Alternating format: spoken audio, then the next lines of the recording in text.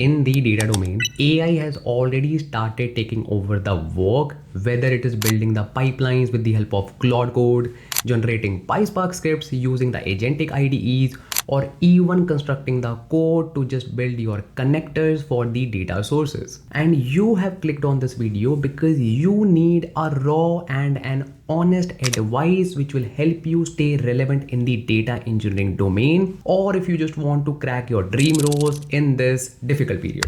And you know me very well.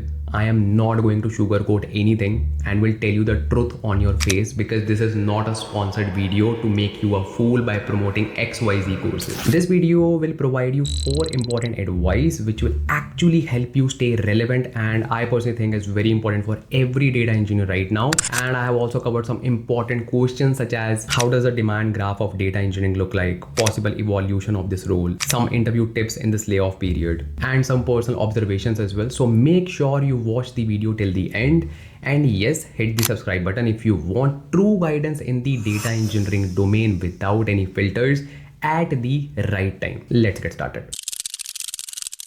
First of all, every other organization is looking for data engineers right now, and last year alone data engineer roles grew by 30%, and the demand is going to be increased in the near future as well. Wow! Wait.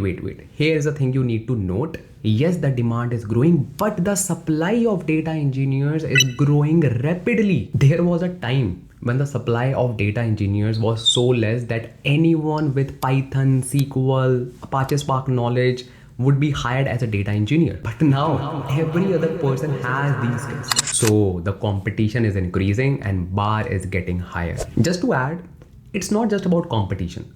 The role, data engineering role, is actually evolving with the time. Earlier, it was majorly focused on building ETL pipelines, but now it is more shifted towards building the entire data ecosystem. And if you have some familiarity with software engineering roles, you can relate to this point. Similar to full stack software engineer who has a knowledge of the entire software ecosystem, similarly, a data engineer should have the knowledge of the entire data ecosystem. And in order to get the entire understanding of your data ecosystem, you first need to master the stack, and you need to first build a very powerful stack. And let's talk about this in the next section.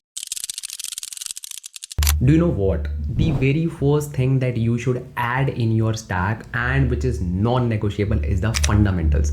And here I'm not talking about just writing simple Python if-else statements and simple SQL statements as your fundamentals. I am stressing on data warehousing, data modeling, database design, lakehouse architecture, data lakes, literally all of these concepts. Because you do not know how important these concepts are for you if you want to grow in the data engineering domain. And let's say you have built your fundamentals. Now it's time for you to pick your ecosystem. Let me elaborate on this. So basically, most of the modern data engineering solutions today are hosted on cloud, and all of the organizations are using cloud services to build their data ecosystem. Let's say you are applying for a company which uses Azure ecosystem, and let's say you have also picked the Azure as your ecosystem. Now you need to master all of these services which is related to data domain within that ecosystem, because in the interviews, interviewer will definitely ask you the questions related to these services. Why? Because their ecosystem is built on top of these services. Yes, and at that time you cannot say data engineering is not about tools. I do not know all of these tools, but please hire me because I know the fundamentals. It is not the reality right now. Tools are equally important as your fundamentals, and yes, I can say they actually decide your interviews as well. And I'm not just saying this thing in the air. You can literally see these people because they have cracked their dream roles more recently in the past few months, that too in the layoff period. And now let's talk about the next area. Now, even a data engineer aspirant who is still in the university would know the importance of integrating AI with the data engineering profile. But the question is how to integrate AI and what exactly to learn in AI, because AI is such a vast field. And you know what? It's very easy for me to just give you a flashy roadmap, just learn this in AI by simply copy and pasting it from ChatGPT. But here I just want to provide you the practical advice. First thing first, you need to understand where data engineer sits in the entire AI and data lifecycle. And let me just try to help you understand this entire system. So basically you are, let's say, working as a data engineer. So data engineer is actually acting as a bridge, because this data engineer is building the final, which is your serving layer, which is the foundation for any AI and ML model. AI cannot access your source layer directly. It can, but it is not efficient enough. So it has to rely on you, or basically a data engineer, who is building this serving layer in order to efficiently work for the organization. And this is the major reason that data engineers are actually enabling AI. Data engineers are not replaced by AI.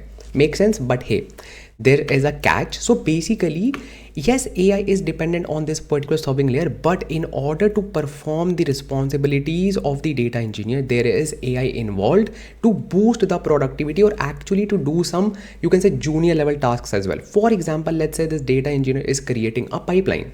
Usually a data engineer would take at least weeks to create one single pipeline using PySpark code and writing PySpark code line by line.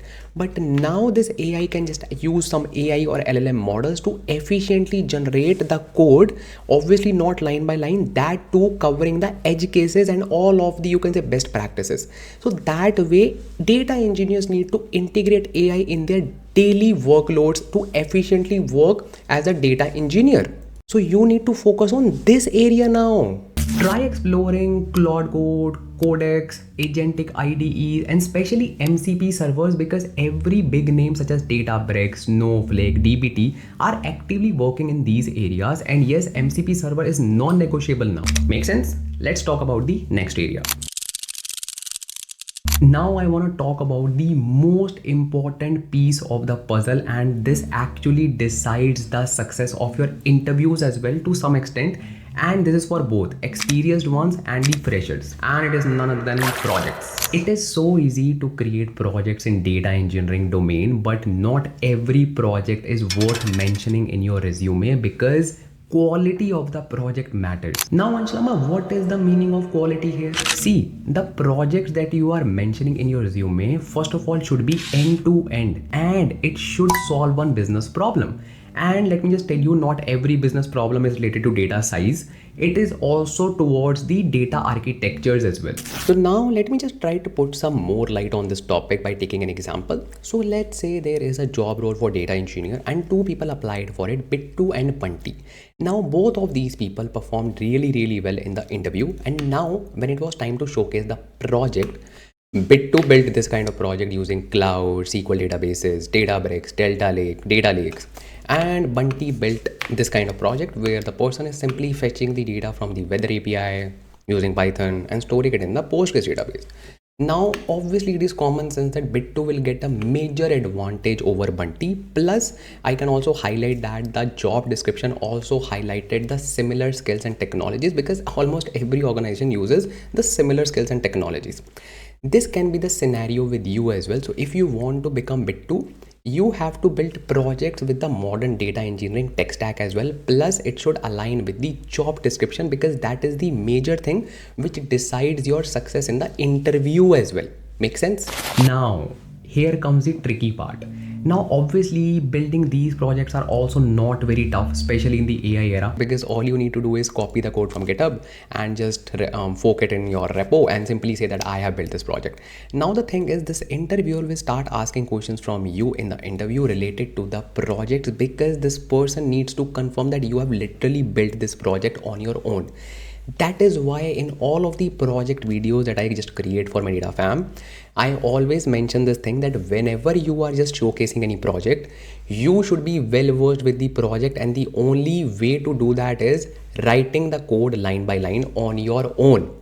Like understanding every line of code by yourself, because only then you will be able to understand what actually you have done in the project. So it is a very small thing, but it actually creates a major difference. And here's a pro tip: if you are building a project, then try to create a project according to the job description for which you are applying, because that way you will have more chances to get picked up, because you have already built the project on that particular stack that they are using. So my lovely data fam, just to summarize, you need to focus on these 4 areas. So first thing first is you need to focus on building your stack of skills, and you already know it is so important. Second thing is none other than leveraging AI, because in this era AI is non-negotiable and you need to know how to actually integrate AI in your day-to-day workflows. Third thing is build more and more projects, and yes, related to your, you can say, area of interest, because it obviously differs from person to person. The last and not the least, latest trends. You need to focus on the latest trends. If let's say for example a new trend came into the market, you should be well versed with that thing, because it might solve the thing that you have been building for years. So it actually makes sense to be updated in the modern data engineering world. Make sense? And do not worry at all. I, Ansh Lamba, is also with you with your every step of your journey. So relax and happy learning.